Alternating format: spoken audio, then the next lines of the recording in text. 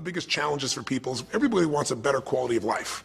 Everybody wants life to be greater, but almost all of us get stuck at times where something stops us, something prevents us from doing something that we really are capable of doing.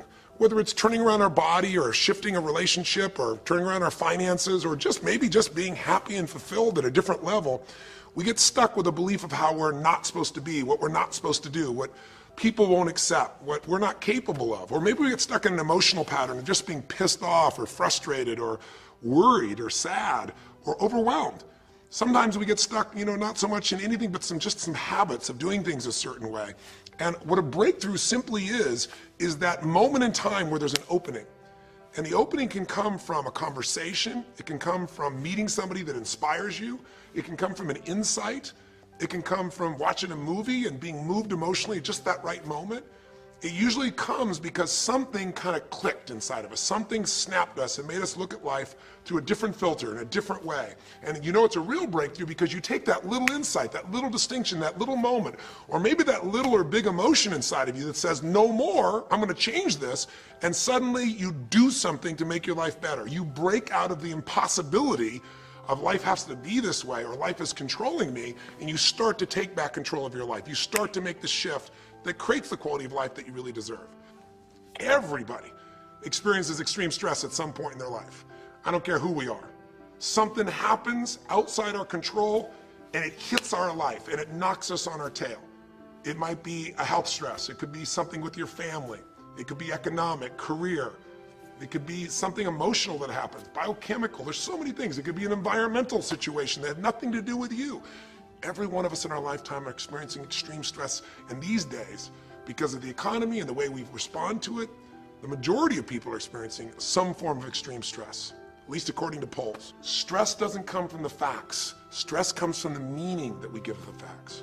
Yes, those things have happened, but the real question is, if we fight what's happened, we got a problem. We got to decide, what are we going to do with what's happened in our life? How are we going to take this? How are we going to mold this? How are we going to turn our life around? Because when you come up with a new meaning, you get a new life. So what are we going to do in this session?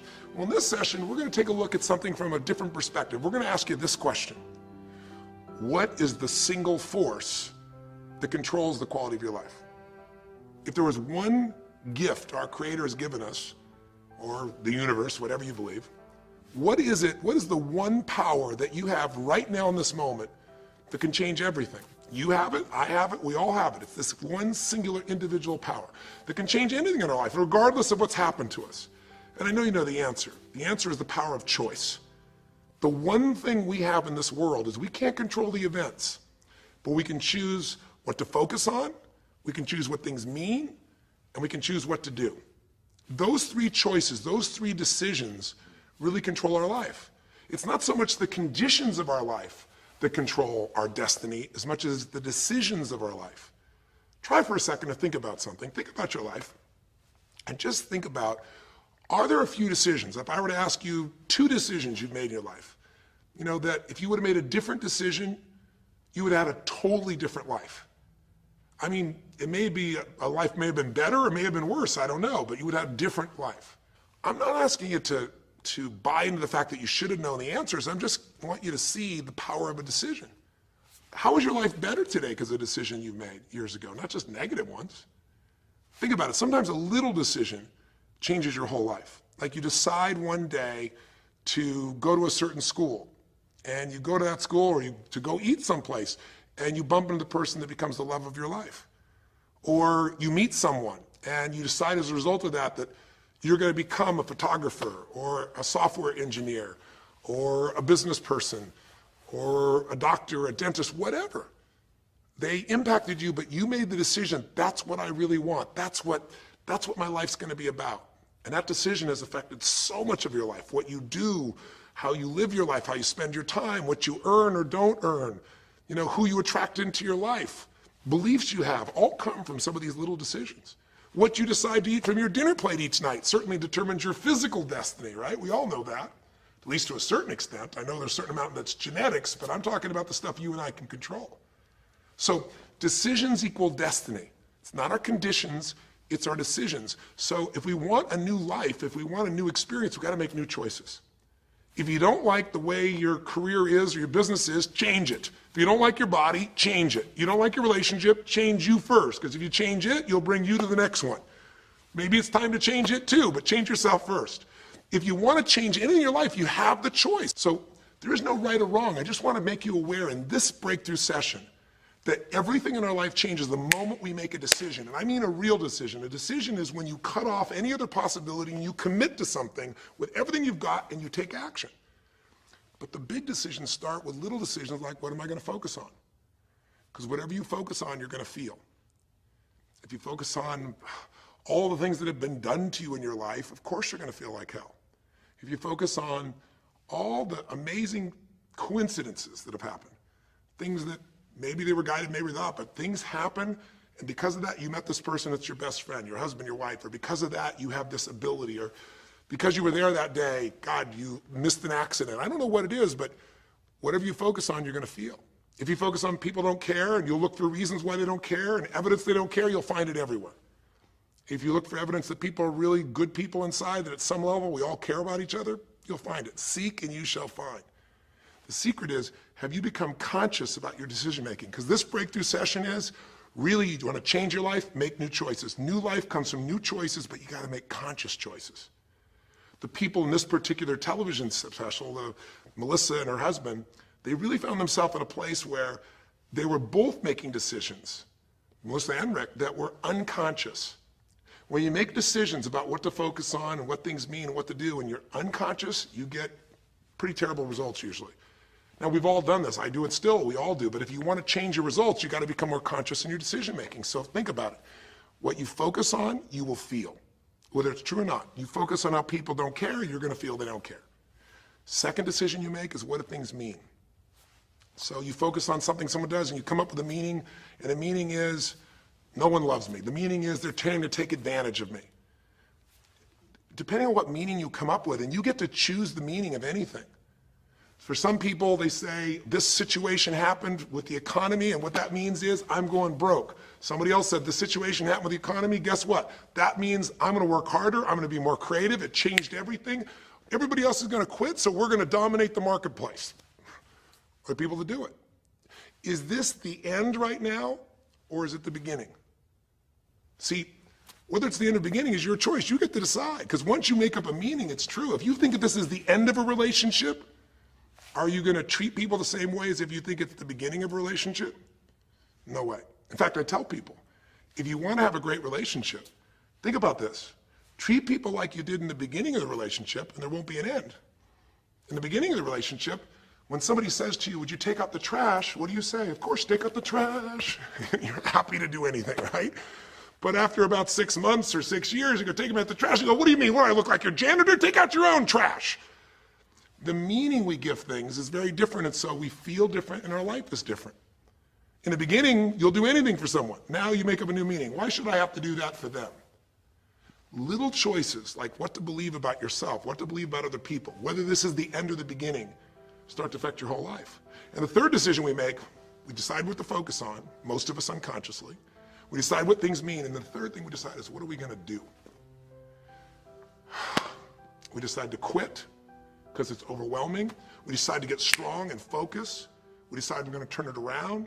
We decide to wait and see. Ultimately, your destiny is determined by what you do. So, for example, what do you do if somebody comes to you one day and says, you have a tumor? Again, I've had that experience. I use that as a reference point because I've had a lot of intense experiences in my life, but that was one of the more intense ones for sure. Had many, but that was very intense. You know, first, what do you focus on? Do you focus on it's over? Do you focus on why me? Do you give it a meaning that says, I'm going to die? What do? Do you just go through traditional therapeutic approach? Do you put yourself in the hands of someone else? Do you evaluate this? Do you get a second or third opinion? Your destiny is determined by your decisions. Now, if you're a guy like Lance Armstrong, you focus immediately on, I gotta find a solution. The meaning you come up with is, this is the ultimate battle. And what you decide to do is you're gonna exhaust every possibility. Now, that doesn't guarantee you're gonna succeed, but it's interesting. When you have that kind of a mindset, it shifts you. And Lance Armstrong, I mean, he was told things like, look, You got tumors here in your brain, you got them in your lungs, right? You got obviously in testicles, and you ride a bike for a living. That's pretty tough. But he made it through all of those pieces. Now, am I saying because he made the right choices? I can't tell you that. There's certainly some grace in everything. I think in life, there's three things. There's our ability to choose what we're focused on, or to commit, to get a result, to put all our intention and focus into something. There's our ability to do the right things, to have the right strategy, to execute. And then there's some grace. There's what some people call luck, some people call grace. There's if you do the right things over and over again and with total focus, sometimes, you get good fortune that comes your way. And you tend to have more good fortune when you're totally focused and decisive and you take lots of action than if you kind of just sit around and accept things like you don't have a future. But the point of the matter is this guy turned it around. And what was he like after he got through this problem? After he had his breakthrough, after he faced cancer, racing against some other guy seemed like nothing by comparison. You're not much of a competitor. I faced death. And he goes on to win Tour de France after Tour de France after Tour de France, breaking every record anyone could ever imagine. What do you do, decades ago, half a century ago almost now, and someone says to you, go to the back of the bus, and you're African American? One woman just decided, you know what, you can't take my dignity from me.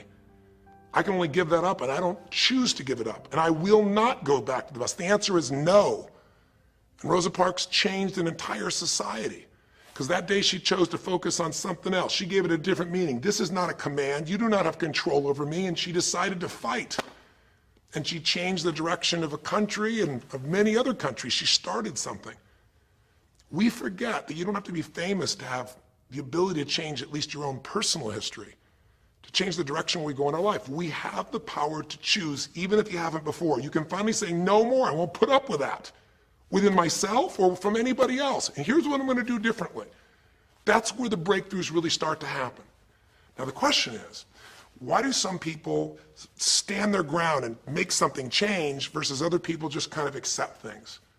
Why do some people make bold decisions and other people make decisions that are based on trying to hang on to what they've got? Well, that's a more complex question to answer than we might have in a few minutes in this one session, but it is one that I've spent my life studying, because when you can change your decisions, you can change your life. When you can change the force that controls your decisions, you can change anything in your life. At some level, we have certain beliefs and values. But if I was going to make it simple, I'd say there's two things that determine your choices. The first thing is the state of mind and emotion you're in at that moment. Think about it. Have you ever snapped at somebody and had nothing to do with them? It was just the state you're in, right? You were frustrated, you were pissed off about something, and in that state of mind, whatever they said got interpreted to that state, and you made up a meaning like they were an irritant or they were interrupting you. They weren't. You probably felt bad afterwards. When we get in the wrong state, we make the wrong decisions. When you get in a strong, empowering state, you'll make a better decision. Learning how to direct your state is a big part of what my work is with people, and it's a big part of what I do in my seminars. But the other thing that affects your decisions would be what I would call your story or your blueprint. We all have kind of a story about how our life is supposed to be. It comes from a set of life experiences, interpretations. Some people think life is all about getting theirs. Some people think life is about growing and contributing. Some people think life is about making judgments. Some people think life is about saving other people's lives. Some people think life is about being successful. Some people think God is the basis of everything, and the way to know God is to go through life in a very specific way with a set of rules, and they follow it. And that's what they believe. Whatever your story is, whatever your blueprint is just another way of saying whatever you believe is how your life is supposed to be, at some level, we either follow that blueprint or we fight it. If we follow it or we fight it, we're going to find that we're going to bump into things in life where life isn't always the same as we expect it to be or think it should be. And that's where we start to experience stress. So in this session of Breakthrough, when you watched this story and you saw Melissa, you saw the conflict between what she desired most and what she feared most. I really believe life is the dance between what you desire most and fear most. That's where you find where we live our life. The dance between what you want most and what you fear most. That's where all that energy is in life. So what does she want? She wants to be famous. She wants to be able to sing and have everyone hear her voice and be able to touch everyone. She wants to contribute. She wants to share her gift. And she definitely wants to be famous and successful. She needs to be closer to her children. And one of the big challenges in life is oftentimes what we want and what we need are two different things. She has 5 boys. They're all extremely young, as I'm sure you saw. And she has a husband. And while they're all supportive of her going on this journey, somewhere along the line, she lost that connection to what was most important. Now, is she a bad person to make bad decisions? No, good people make bad decisions when they get in lousy states, when our ego gets involved, or when we start believing our story. And here was the story she had. Being a mom's important, but the bigger gift God gave me is my singing voice. And once we get seduced into a particular story, and we start to believe it, it takes a hold of our life and it controls all of our choices. And then pretty soon, bad choice on top of bad choice on top of bad choice starts to affect our life. Can you relate? How many times you've made some choices that you wish like hell you would have made a different decision back then, or that no one ever knows the stupid decisions you made? I know I can relate to that. So what I want to talk to you about today for this brief little session is how to break through a crisis. Crises happen, whatever type of crises you go through in your life, and I know you've had many, when we make some choices unconsciously and we get consequences. And we make them unconsciously because we're trying to get what we want. We don't really know what we value most. We don't know what we need. And we find ourselves waking up one day and going, why is my life this way? It's kind of like life is always calling to us to constantly grow and improve. You know, if you're going to look at what's going to make life work, it's really simple. What makes people happy is progress. We're happy when we're progressing. If you're overweight, but you leave today and you say, you know what, this breakthrough thing, what I got today for me more than anything else is, I've been stuck waiting for some magical diet, some magical exercise plan, some magical time in the future when we have more time. There is no more time. I don't need to wait for that. I'm just going to make a decision today to get started. I don't need to go out there and go interview 20 trainers and get online. I don't need somebody to give me a perfect plan. I need just to pick up my shoes and start walking. I need to just get somebody behind me who just goes, run! I don't need to wait for perfection. I'm going to do something right now. I choose to get fit. I choose to walk. I choose to run. I choose to go join a club. I'm doing it now. A breakthrough happens the moment you make a new choice.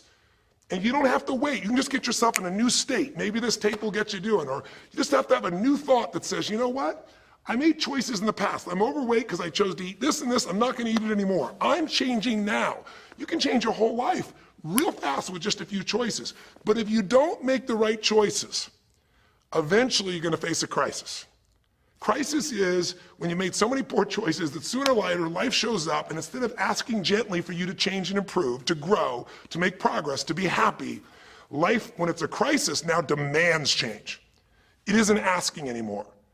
We borrowed money as a society and we overspent and we talked about changing and we knew we had to change, and now a crisis happens and guess what? Nobody has a choice.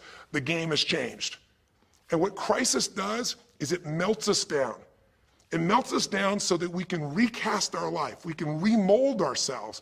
And usually on the other side, our life is greater because as we go through that crisis, we have to grow. Everybody wants change. Nobody wants to do it. Everybody, I should say, wants progress, but nobody wants to change. Everybody wants their life better, but nobody wants to do the push-ups, the running, have the economic or emotional discipline to make it happen. But if you're watching this right now and you're still with me, some part of you wants more. And I'm saying to you, choose it. And the way you're going to choose it is really simple. If you're in that crisis, what keeps you in the crisis is probably because you're being reinforced. Most people, they overeat, or they smoke, or they drink, or they yell at people. They keep doing it because they're rewarded. Whatever gets rewarded gets reinforced. Whatever habit or behavior is reinforced becomes a habit, and then pretty soon, do it long enough, it becomes part of your personality, and pretty soon you think it's who you are, and you just keep living that way. I mean, it's easy to see this in other people, right? It's easy to see how messed up they are and how easy they could if they just make some new choices. All you got to do is turn on the television, some news program, some entertainment program, and you'll hear detailed descriptions about some person who is a very powerful celebrity who is doing some stupid thing. Why do we see all this stuff on television? Why do we hear about every person you can imagine, from Lindsay Lohan to Britney Spears to all the way back to the old days it was Elvis or Michael Jackson or whoever it is that's in the news today in this stage of life in your country as you're watching this? It's because we want to see other people who make bad decisions so we can feel better about our own. But the reason those people don't change, Lindsay Lohan, she's got another DUI. She's putting herself at risk. She's putting other people at risk. She could kill someone. She goes to jail, it's supposed to be 90 days. But here's the consequence. It goes to 2 weeks. And before she even gets out of the jail, she makes a deal for an interview and gets paid $1 million when she gets out for the interview. What do you think the chances of her changing when her bad behavior gets her $1 million, and I don't know if she even makes that for that much time of acting at this stage? What do you think the chances are when people around her say it's not your fault, it's not fair, they treat you unfairly? As long as we have the decision that we're not responsible, it's not our fault, we can't change anything. We have no power. So I don't know by the time you watch this if Lindsay will have changed, but if she did, it'll be because the enablers are gone, she's taken responsibility, and she's found something she values more than attention and money for bad behavior. Now, it's easy to look at that with her, but what about you and I? Where are you and I addicted to our problems? Where are you and I reinforced? So many people, when they have a big problem, listen, if things are going well, you say, oh, it's going so great. Your friends go, well, that's great. And after a while, they go, well, easy for you. But if you got a problem, people go, hey, I understand, and they connect with you. Where do we get addicted to our problems? If you want to make a new choice, if you want to make a new decision today, if you want to have a breakthrough in some area of your life, you got to give up the story that it's not your fault, and you got to give up the attention and the love and the connection and the commiserating that comes with it with other human beings. Here's how you change. 5 simple, quick steps, and then I'm going to give you a little tool that if you want to, you can go online and really make a change with. If you're going to change your life, step 1, I don't care if something has happened to you. You know, somebody has spilled oil all over where you fish. It's horrific. It's disgusting how they've dealt with it, but it's happened and you got to deal with it. Something's happened. Someone in your family's been injured. You've lost your job. I don't care what the problem is. If you're in a crisis, step number 1, see it as it is, but don't see it worse than it is. Now, what do I mean by that? I don't mean be some Mr. or Miss positive thinking. By now, if you spend any time with me, you know I'm not about that. I'm not here to tell you, go to that garden and chant, there's no weeds, there's no weeds, there's no weeds. Doing affirmations is not going to change your life. You got to go see where the weeds are and pull them out. My point is simple. You got to see what the problem is, but you can't make it so horrific that you just give up. Today, this is the first generation in almost 100 years of Americans who now believe, the majority of Americans now believe, that the quality of life for themselves and their kids in the future is going to be worse than the past. They have, in other words, nothing to look forward to. 63% of the US as of today. Wow. When you start thinking there is no future, you go into what we call learned helplessness, a place where you just kind of give up. And if you get to that place of giving up, then you have no power over your life. That's when people get depressed. That's when people do crazy, stupid things. That's when people want to turn to drugs or alcohol or sometimes suicide or just total frustration and anger, and their life starts to do the opposite of a breakthrough. It becomes completely stuck and in pain or in ongoing suffering. If you and I are going to break out of that, we got to see it as it is. We're not here to be positive thinking people. You got to see what's really going on. But if you're overweight, you can't say to yourself, well, I'm big boned. That's not why you're overweight. You're overweight because you don't work out, you eat certain things, you eat Cheetos all day long watching TV. I don't know what it is you do, but I know it's not just because you're big boned. You don't want to make it so it's outside your control or you can't change it. So see it as it is, but don't see it worse than it is so that you have no reason to try. Does that make sense? That's the first step. Step 2, get to the real truth and deal with it. Don't just see it as it is and not worse than it is. Don't just like balance it, but now get to the truth. I mean, listen, if the truth is you've been trying to get a job for 2 years and you truly have worked every day in a particular industry, and the number of jobs in that industry have shrunk down, and you really aren't getting that job, then you might have to look at the truth. The truth is you might have to retool. You might have to say, gosh, you know, the industry I'm in is gone. I mean, gross, simplistic example, but for years, vinyl records were around for 85 years. And it was a gigantic industry. And things came and went. During the vinyl record time, what happened? Well, there was, remember those 8-track tapes? Are you ancient enough to remember those things? Maybe you know somebody remembers those things. These big boxes, you push them in and out. Yeah, 8-tracks came and went, vinyl records were still here.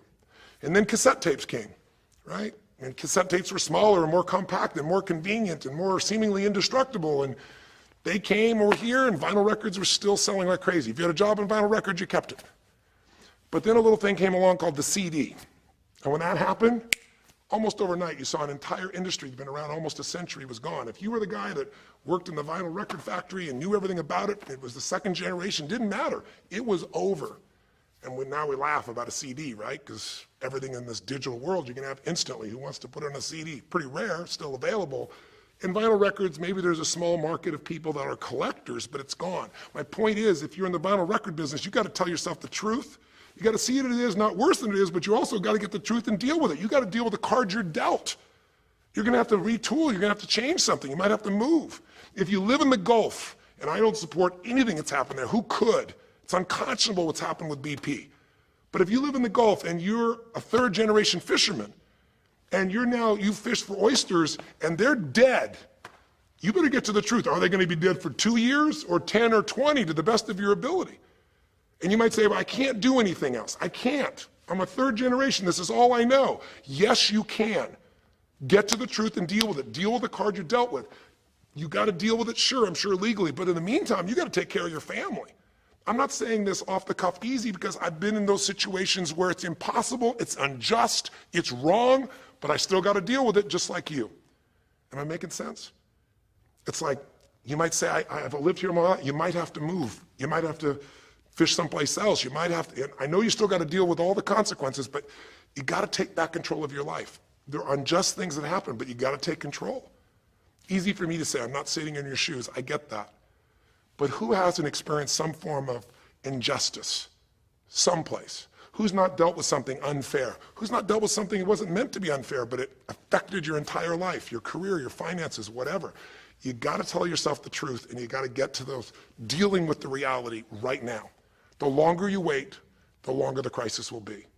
If you're having an economic crisis, got to deal with it. Got to downsize, right size, do whatever it takes. And I say, okay, Tony, well, so far you're telling me don't allow myself to make it so bad I don't try, see it as is, but don't make it worse than it is. And you're telling me get to the truth and deal with it. Well, that's nice, but how do I do that? Maybe the third step, more than just getting the role model, maybe to be more specific, is get a vision first. Get a vision and get strong. That's what I think your third step should be. You first tell yourself the truth. Yes, see it as it is, not worse than it is. Tell yourself the truth and deal with it. But the way to deal with it is say, what am I going to go for? There's got to be a compelling future. I've got to come up with a vision for my life or a vision for my relationship. I've had terrible relationships, nothing's worked. Tell yourself the truth. I've made poor choices, or I've told myself stories and gave myself excuses, or I've not had the courage, whatever it is. Get to the truth. And then get yourself a vision for what you do want. Because you have to have something you're going to move towards. Does that make sense? Without a vision, people perish. It says in a very good book called The Good Book. And I know there are many good books, but that's a good one to take a look at. We need something to go for. We can deal with any problem today as long as there's something that we can look for in the future that we can strive for. It'll give us the emotional and psychological fuel, the juice, to keep moving forward. So you got to come up with a vision, and a way to do that, we'll call that step 4. Get a role model. You might get the vision from a role model, you might get the vision just from coming up with a new idea. But in order to figure out how to go from where you are to where you want to be, to close the gap from where you are to where you want to be, it's best to learn by other people's experience whenever you can. So get a role model, get their strategy, and go to work. Get into action. So I'll give you an example. Years ago, when I was first starting to try to figure out how to build myself financially, I grew up at a time when, just as I was starting to do well, this big recession happened. And I remember I was like 29, 30 years old, I think, and maybe 31. And I was doing okay. And then all of a sudden, there were all these business challenges because we went through this severe recession back in those days. And I remember at the time, everybody was downsizing and freaking out. And I thought, you know what? I don't want to just settle for this. I want to find a way to do well. Who's done well in really tough times? And so I started doing my homework. And in those days, you didn't go out and use the internet the way you do today. You couldn't access all that information. We actually went to libraries and did research in traditional ways. I'm ancient enough to remember those days. And I started hearing about this man named Sir John Templeton. Very famous man. He's a man who became a multi-billionaire as an investor. He started with nothing. But what was interesting is when I started to find out about his story, because here's a guy that when he's a young man, he's called Sir John Templeton now. He was actually an American originally. And he wasn't Sir. He came from a very poor family. And he just decided that in his life, He wanted to not only do well financially, he wanted to do so well he could help other people at any level that he wanted. And today, by the way, he's passed, but before he did, he created the Templeton Fund, and he also created a fund that now delivers money, gives money each year at the Templeton Prize to people that do good spiritual works, and it's larger than the Nobel Prize, and it continues to go on. But the guy started with nothing, and here's how he did it. Listen to me now. The reason I look for him as a role model is because he made all his money in the worst of times.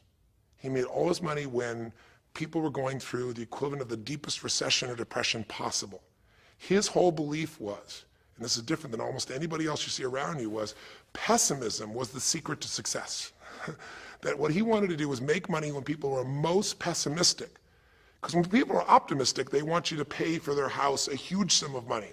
But as they start getting more and more pessimistic, where pretty soon they think they can never, the house is the worst thing to have, they'll virtually give you the house. They'll virtually give you the business.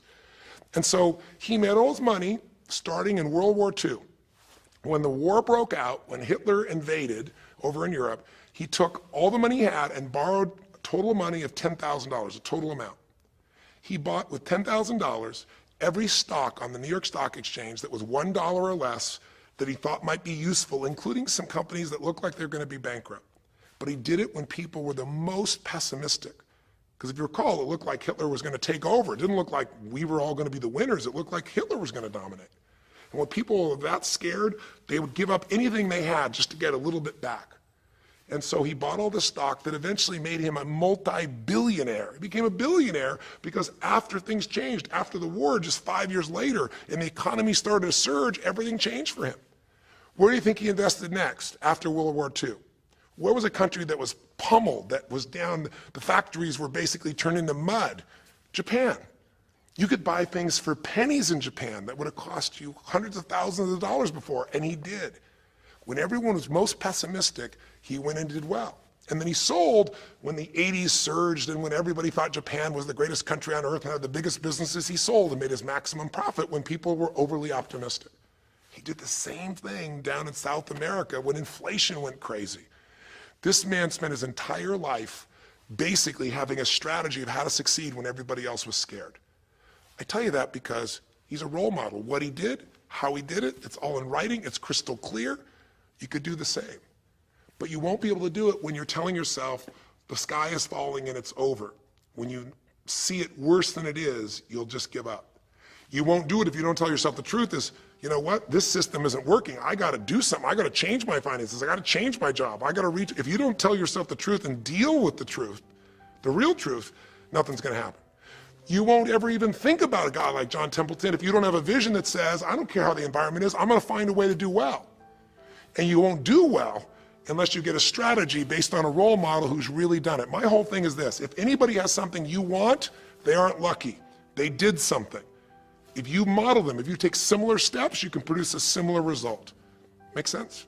And then finally, the fifth step, look, if you're in a situation where you see it as is, but not worse than it is, if you've told yourself the truth and you dealt the cards you're dealt with and just decided you're going to change it and you're willing to do what's necessary, if you put yourself in a place where you got a new vision and you gotten yourself strong, if you got a role model and you got some strategy and you got yourself into action, step 5 is give much more than you expect to receive. Simple as that sounds, if you find a way to meet people's needs in business, in an intimate relationship, meeting your kids' needs, anybody's needs, the whole game changes. What happened here when all of a sudden, you know, Melissa finds herself coming home and all of a sudden she finds out that while she's gone, her kids now don't want to talk to her boys, her husband has had an affair. Well, none of that could change if she would have just said, you know what, my whole life is over, I'm done. And oh, by the way, I've just lost my career too because while I'm busy trying to deal with my family, I didn't finish the record, so I lose my record deal. And oh, by the way, we don't have any financial stability, now we're losing our house. If that family would have just said it's over, if Melissa or Rick either just said it's over, it would have been over. But they told themselves the truth. We got severe problems here, but they didn't make it worse than it was. They didn't say we can't turn it around. And then they got to the truth of the infidelity, the truth of her addiction to going after fame instead of being a mom, the truth that neither one of them had been really competent at parents and had not given the energy to the kids that they deserved. The truth will set you free, but first it'll piss you off. You know, it doesn't feel good, but Not feeling good is sometimes where you get your drive to change things. They started looking around and said, we don't have the skill to even manage our house, much less our finances. We got to do something different. We got to focus on our kids. We got to focus on turning things around. We got to turn our relationship around. But that wouldn't have worked unless they got a vision of starting to see, it could happen. And that's what I helped them with. I helped them get to the truth. I helped them to stop over-exaggerating. I got them to a place where they got to see that this relationship could be back alive and passionate, and that these kids deserve both their parents, and that she really could be a great mom, and that maybe in the end she could even still have her singing career and enjoy it too. That she didn't have to give it all up. And I'm really proud of her. She did it because she found a role model. She got a vision, but she got a full role model. And the man that she works with today is a man that's sold, I think now 5 million or 10 million records. And most people outside the country business don't know his name. He's her mentor now. He's made music with, Willie Nelson, with just about anybody you can imagine in the business. And he's done it for all these years, but he's never left the central part of Texas because that's where his family is. And Melissa's had offers to go to Sony Red. She walked away because they said, you're gonna have to do these things without your family. She found out what was most important, and she made the decisions that met her needs to be a great mom. When you fight life and go, I should be a singer and not a mom, and you got 5 kids, you got a problem. When you fight life and say, the economy should be different, you're gonna be stressed. Deal with what is, without exaggeration, with total honesty, dealing with the cards, coming up with a vision, finding yourself a role model that shows your strategy, work your tail off, give, keep changing your approach, and you can get where you wanna go. Make sense? Now that might sound like a lot. So to get you started, here's what I'd like you to do for this session. Start out, if you want, by taking a big crisis or problem you have and going through these steps. Saying, okay, what's really true? And let me exaggerate, let me stop the exaggeration. Let me not make it worse than it is. Just let's define what's true. Let's stop the story, just here's what it is. We got this much financial challenge. We got this physical challenge, whatever it is. And then go to step 2. All right, let's find out the truth. Let's get the details. Let's get the details and figure out what we're gonna do. And then here's where we're gonna go. This is where we're gonna eventually get to. It might take us longer to get where we wanna go, but we're gonna get here. Who's done it that we can model, that we can follow the steps in, who can coach us? And let's just work our tail off and change every day. But to give you a quick jump, sometimes when you're in the middle of crisis or crises, multiple crises, lots of things going on simultaneously, it feels a bit overwhelming. So, and you might not know a role model. You might say, Tony, I don't know who. Well, not hard on the internet these days to find role models, or come to an event. I can promise you we can show you plenty of role models. This is what I do for a living. But what you can do right away is you can model yourself. Think about it. Almost everyone alive has been through more than one tough time, crisis or multi-crises, where you're having a problem financially and you're having a problem with your family and you're having a health problem all simultaneously. Those are the intense ones, right? But if you're standing still today, most of us have found a way to get through it. And if you don't, you know someone who went through a tough time, a grandmother, an aunt, an uncle, somebody. The greatest way to make that change happen, when you break out of a, break through, you break out of a problem, you break out of a crisis, is model yourself. So we have 5 questions when you click on this link. And you can do it by video so you can see yourself, and you can share it with other people, or you can type in the answer. I'll tell you in advance what they are, and then when I'm done here, I want you to do it right away if you would. The first question is, what's been one of the toughest times in your life? What's been one of the toughest times in your life that you did get through? Maybe it was a financial situation. Maybe it was a career situation. Again, maybe it was an intimate relationship where you were crushed. You thought you could never make it through all the pain you went through there. Maybe it was a physical challenge, a health challenge. Maybe it was a lack of confidence or ability. I don't know what it was, but what was a just incredibly tough time that you did make it through? And you're just gonna jot it down. Or you can do it in the video and just tell us, because you're not only gonna get this answer, but we're gonna create a community of people who will be role models, people that have been through hell and back, saying, here's where I was, here's what I got through, here's what shifted my life, here's what you can do. And we're creating this community as our gift to you, so that this isn't just a discussion that's one way. I want to do is start a conversation with you where we can help each other. So that first question is, what's a crisis? What's a challenge? What's a tough situation you eventually made through, but it really was difficult for you? Second question, you go back and you think about that situation. What pulled you through? What pulled you through that situation? What did you learn? What distinction? Or did you get a strategy? Or was it a belief? Or did you meet someone who helped you? Or was it just somehow you clicked into your faith and you kicked yourself into gear? What pulled you through those tough times? Was it a person? Was it a place? Was it an idea? Was it a distinction? Was it a belief? What was it? Share it with us. Type it down or tell us from your heart what it really was. Third question is just real quick. It's just for contrast.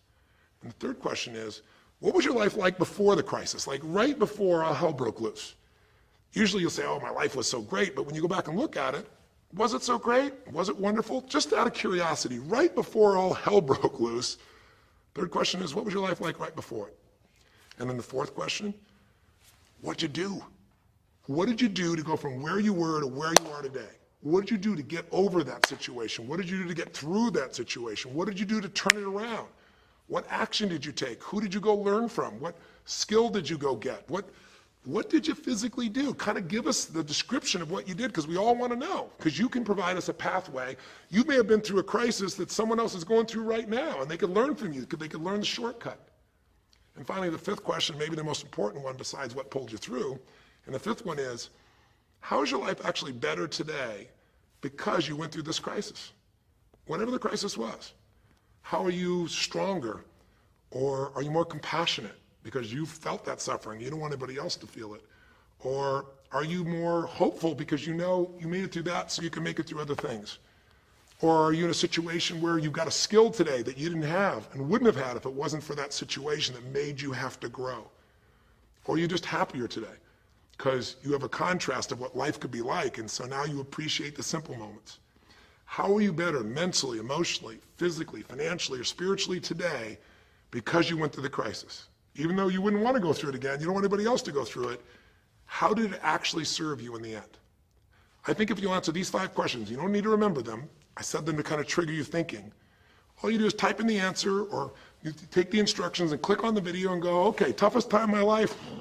There have been so many, but I'd say when I went through this divorce, or I'd say when I was told I had this tumor, or I'd say when they told me this company was going to go bankrupt, or whatever it was. Second question, what pulled me through? God, I don't know, I guess a combination of things. One was this belief that somehow everything in life happens for a reason and a purpose. And even though I hate this, something must be calling me to grow. Or I'll tell you what it was. It was a friend that sat me down and said, man, you're going through hell. But when you're in the middle of hell, when you're pushing through hell, just keep pushing. Just keep going through it, man. I've been there. And he gave me this plan, or he gave me this strategy, or he told me, you know, this problem won't last forever. Trust me, I know it feels like it's the end of the world, but 10 years from now, you and I will be sitting here, and you'll be here with your children, and you'll be here with your wife, and we'll be talking about those tough days, and we'll actually smile and laugh about them and be so proud we made it through it together. Or you might say, what got me through it was prayer, or my faith in God, or what got me through it was just massive action. You know, what pulled you through? Just tell us. We all want to hear, we all need to know. And there's lots of ways to get through hell, isn't there? There's lots of ways to get through a crisis. There's so many ways. That's what I want people to get. So when you're done with this on the website, you will give in something. Because a community is not just a place you go get stuff, right? It's a place you give. And the more, you know, authentic you can be and honest from your heart, the more other people will see and be touched. You know, what was it like before? Oh my God, I was on top of the mountain. And what did you do? Here's what I did. You know, I told myself the truth. I went and got this new education. I went and started talking to people each day. Whatever you did. How's your life better today? There's a phrase, you know, be humble or be humbled. You know, I have a different level of humility because I know, you know, that as good as I may think I may be, that situation reminded me that life is not just about me, it's about we. Or, gosh, because of that, I love my wife so much because we made it through that situation together. Or because of that, man, I'm so much stronger financially. I'm on top of things. I don't let anybody spend. Whatever it is, tell us how your life's better. Okay? I don't know how long the session was. Again, there's no script here, baby. I just want to work with you heart to heart to say one thing. If you want to break through, you have to make new decisions. New choices create a new life. The only thing stopping you is some limiting belief. Some belief about how life should be different or you should be different. Deal with life the way it is. Tell yourself the absolute truth. Don't make it worse than it is. Tell yourself the truth. Deal with it. Get a vision. Get strong. Get a strategy. Get a role model with a strategy and get into action, and then put your focus on taking action every day. Giving, giving, giving. Change your approach. You will get there. Go to the Power of Crisis right now. Click in. Give us your message and the answers to 5 and look at other people. You'll find people have been through things you can't imagine. A woman talking about how one day she was home and a man came in, and to try and save her children from being hurt, she had to let him rape her right in front of her kids.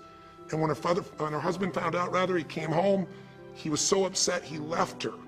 And then she developed cancer. I mean, you'll see some stories here that'll blow your mind. And today she's the most happy, incredible woman, and she's helping other people who have cancer to get through it. She's healthy and strong. Her kids are strong.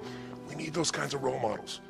So whether your story is little or big, there is no little or big. We all need a pathway of power. And this will be a gift to yourself because it will activate your resources, and it'll be a gift to other people as well. So that's our session. The power of decision, the power of choice, how to face a crisis and turn around. And it may not sound like rocket science. It's not. It's just called the truth.